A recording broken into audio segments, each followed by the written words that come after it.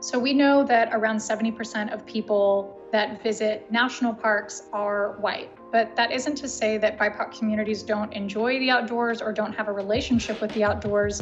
The reason why we don't see a lot of youth in national parks is because that's not the way that we're marketed to.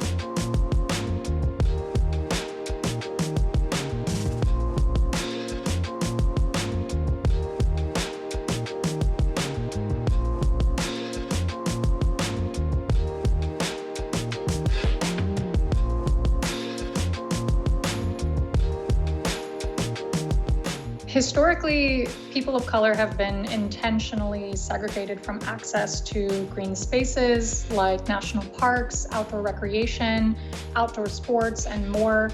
And people have a hard time seeing that equity or access is an issue in the outdoors because of things like the 1964 Civil Rights Act that granted permission for Black communities to enter public outdoor spaces.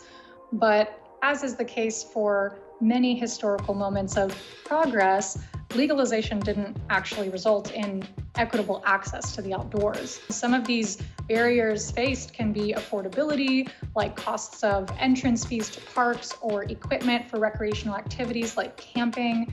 And after dealing with logistical deterrences, we have historical and generational trauma that leads to people of color associating an experience in nature with things like slavery, deportation, brutality from authority figures like police and park rangers, some of which are things that still occur today in the outdoors.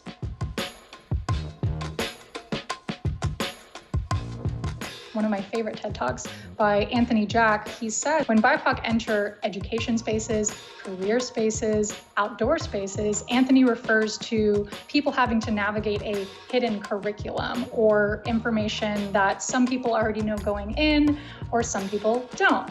There are learned norms in the outdoors or in any given recreational sport that empower people to feel like they belong. So the hidden curriculum to the outdoors is important to address so that it doesn't stand as yet another barrier preventing someone from taking their first hike, their first camping trip, or their first surf day.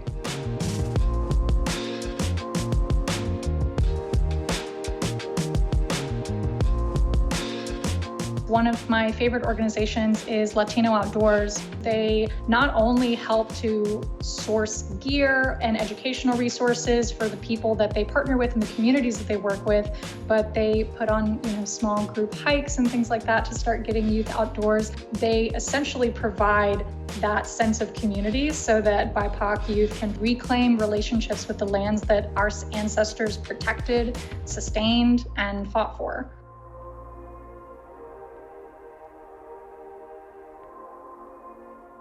Our perception growing up of people in the outdoors is largely informed through brand and marketing campaigns instead of through the rich histories that our communities have with nature. At IE, we are centering BIPOC voices that have been doing incredible work in the outdoors to ensure that the youth in our communities have the tools that they need to feel empowered to get outside and reclaim healthy relationships with nature.